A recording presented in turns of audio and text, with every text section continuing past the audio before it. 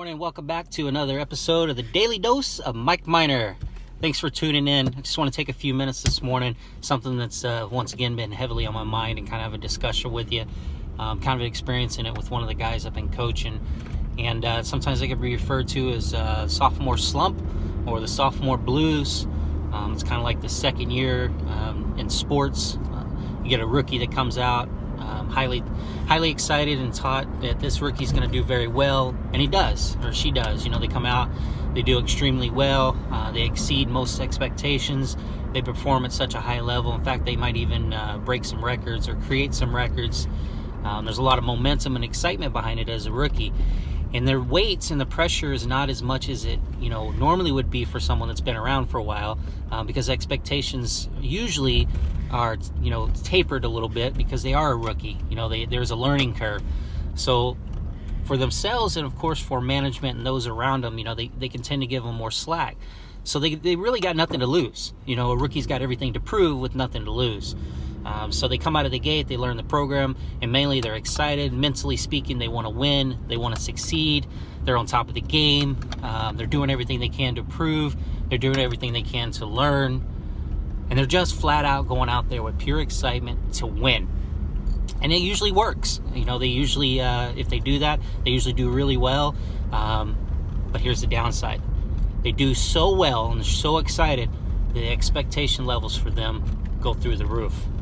They're expected now to do that 1,500 yards of running, to catch those 10 touchdowns or 14 touchdowns, to score 23 points a game, to sell $1.2 million again, or $800,000 again, or whatever it may be. So those expectations from management, ownership, everyone around them, their fans, their wives, everyone, the paychecks that they bring in as salespeople, the wives get excited because they hit all those bonuses, and they expect them to do it again.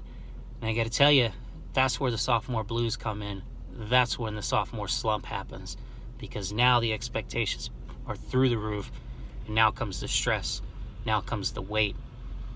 And I got to tell you, there's such a higher percentage of sophomores that can't do it. It becomes too much weight, and it starts to crush them. It crushes their spirit, it crushes who they are, it crushes that excitement, that strength inside. Then it starts to create doubt, starts to create fear, frustrations, panic mode, you name it. And then everybody starts to say, oh, he wasn't as good as we thought they were. They're not as good as that they hyped up were. They might have done good, but that was it. It's a one and done. All these labels start getting put on them now. Boy, are they stressed. They're halfway through the year, a few months into the year, and they're way behind. Typically, they'll reduce their production 25, 30%, sometimes even more than half. And it's like, where'd they go? What happened to them? But you ever stop and think a minute, what's really going on inside for them? What kind of expectations? How are they feeling inside? Are they feeling like a failure now? Did they lose that confidence and that excitement?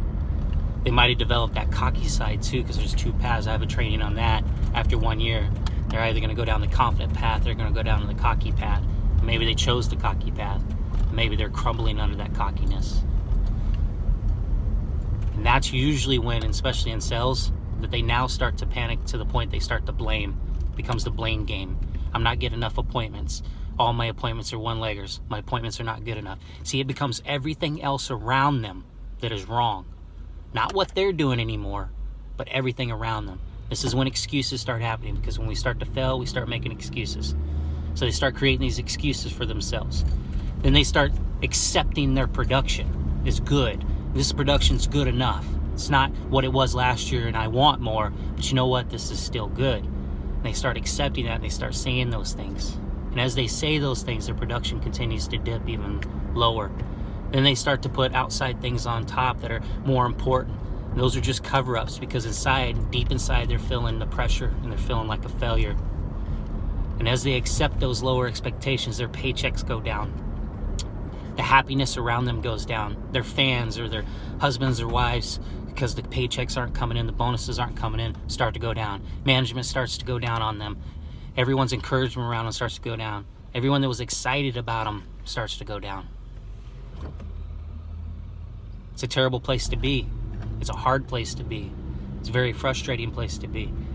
Because is this where they really belong now? This is where they start to doubt. Am I supposed to be in sales? Is this really what I'm supposed to be doing?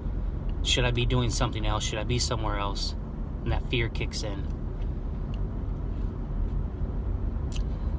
You know what? Some of them rise up. Some of them look at and catch where they're at. Some of them start to see that, hey, I can continue to produce because I am going to be a superstar in this league. So they fight for it. They have that grit. Some, unfortunately, just crush. They fell completely in comparison. And they move on. Here's what comes next. They move on. They go and look for the next great company. And they go over there with that same type of feeling at first. And maybe it sounds like it's better pay. So they're excited and they jump over and they get a little bit of excitement. They make a few sales. And now, oh, they're back to their stardom because now they got new people that have no clue. And they go there and it doesn't take long and they start to crush again. And this is why you'll see that sales reps tend to jump from one job to the next, because they'll get themselves stuck in the sophomore blues. They'll get themselves stuck in a sophomore slump. So I'm just kind of introducing, I'm bringing the subject to the table. I'm not going to bring what the answer is necessarily, but just be aware what the sophomore slump is. Don't get caught in the blues. It can be a part of what's happening. It can be what's going on if you feel like you're slumping. Maybe you're in your second year. But you know what? I had my second year too. And a lot of true professionals all had their second year. Businesses, same thing happens in a business. They come out booming in their first year, and maybe their second year, not so much. But that's okay. I believe there's hope for that. So it's just an episode, just kind of introducing the talking about it with you, a little round table. If you have any feedback, leave some comments. If you've experienced it, maybe what happened for you? How did you come up out of the slump? How did you change your second year? Maybe you changed it halfway through the year, but what were some thoughts, some ideas? Leave them in the comment sections. Maybe it can help others. Sorry about that. This is a good 7-minute long video, but it's a serious thought. I've seen it happen. I've had too many people I've trained to do really well as rookies, but then slump big time in their second year. So it does hit me at my heart, because I have one happening as we speak. Someone that was amazing job last year. But once again, thank you for tuning in for another Daily Dose of Mike Miner. This is the episode on the sophomore slump, the sophomore blues. I'll talk to you real soon.